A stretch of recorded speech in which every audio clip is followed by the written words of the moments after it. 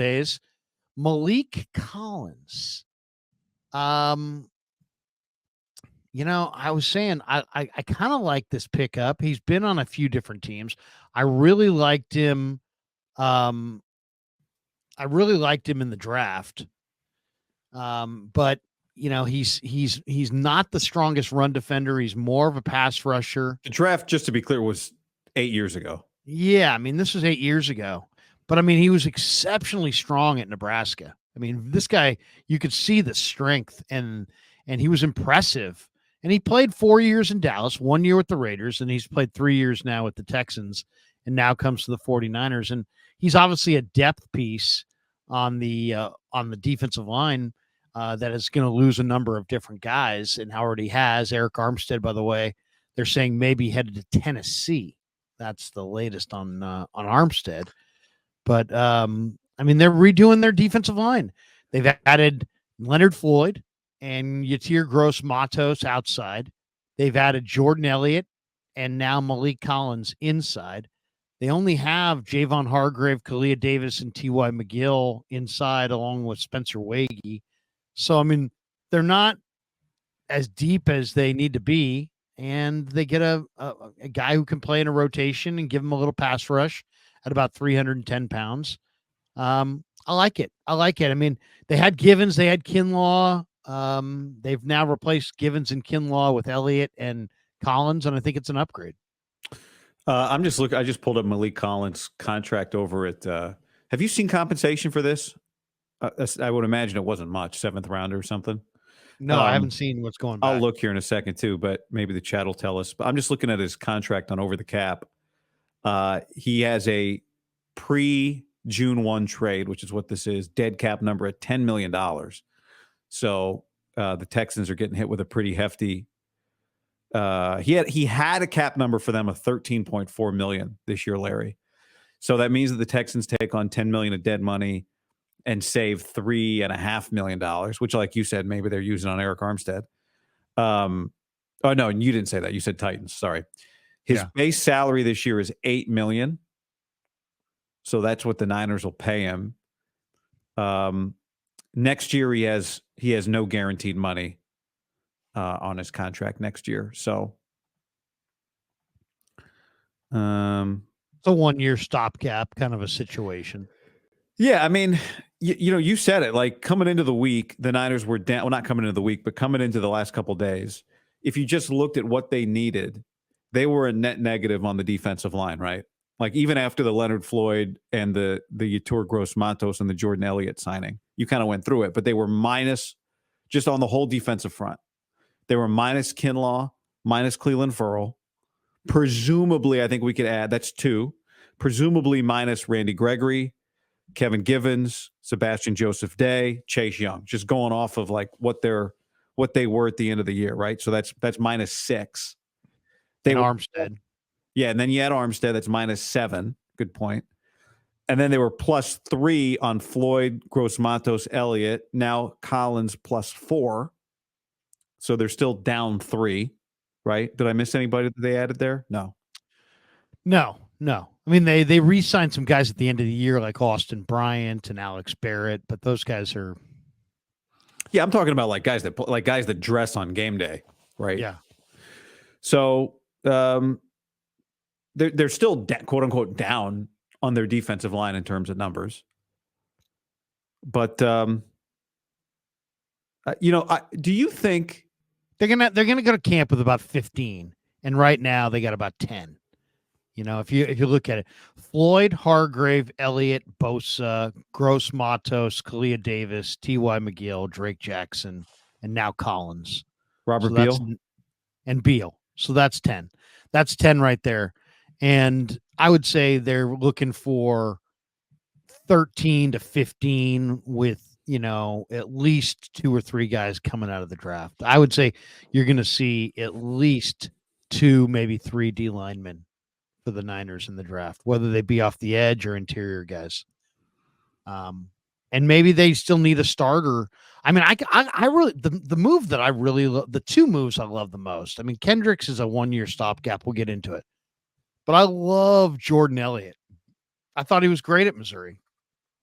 and his highlight reel is crazy good. He's coming out of the wide nine. There's a lot to like there. He's played in a rotation. He's played some pretty good football when he's played.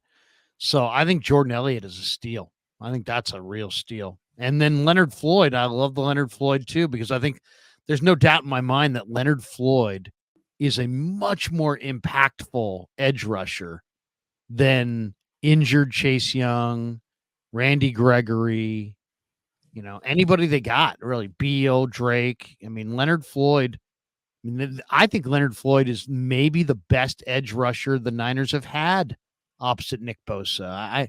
He's right there with D Ford when D Ford's healthy. I mean, Leonard Floyd flies off the edge. He gets 10 sacks a season. He's a really difficult guy to block. And in big downs, it seems like he comes up big because he's got top level athleticism and bend at 6'6".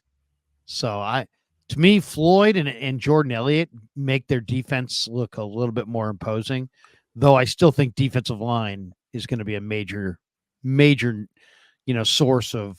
I mean, I wouldn't be surprised at all if they went D line or D tackle, 31, right there. First round. You and I talked about it going into the last year. You predicted it was going to be an area of thinness for them, and it was.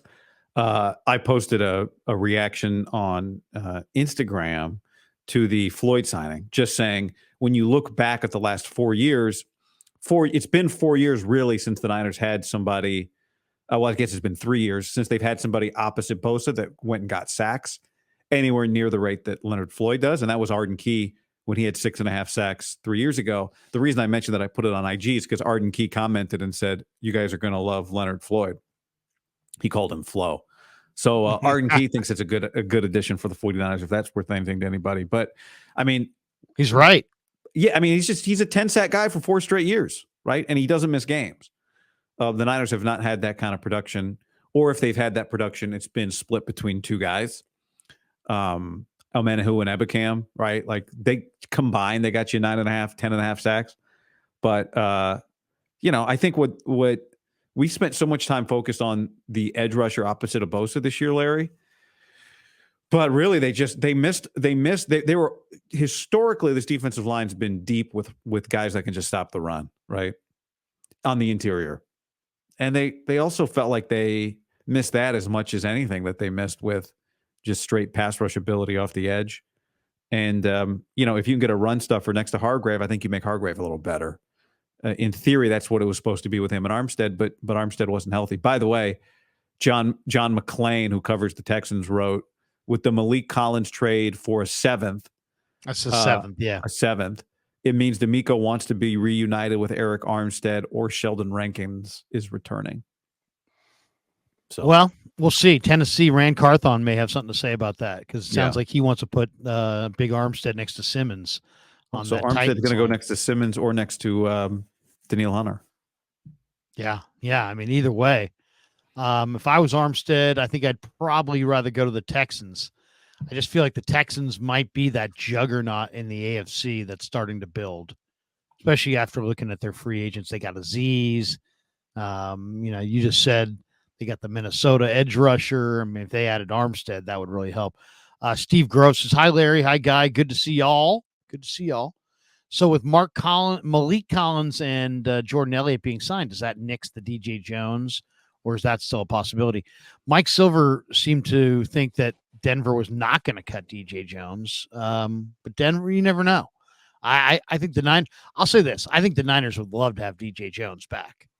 And I don't have a source on that, just my sense of the people I've talked to around there, that they would love to have him back. It probably does, though, preclude DJ Jones from coming back, just because they'll probably want, to go in more in the draft for younger, cheaper guys. I wonder if the Niners have been trying to trade for him. I mean, I would absolutely. I just like Denver. Everyone thought he was about to get cut, and then Denver didn't cut him. Was it because they thought there was a market for him? Or do they just, DJ's played average 16 games a year for the last 3 years. It's not like he's not a key component for them. He's enormously strong. He's a great locker room guy. And they'd probably just look at him and say, hey, wait a second. You know, there's teams that are dying for this guy. Let's not get rid of him. Or maybe they're just, timing. It's just timing. Some of these teams are brutal as far as their timing, and they'll drive this thing to situate. They don't care if they drive you past the market and you can't get another gig, or you know what I mean? Right. We see that all the time. It seems like there was some speculation last night on Twitter. I still call it Twitter. I can't call it X. For some reason, I just can't call it X. It just seems wrong.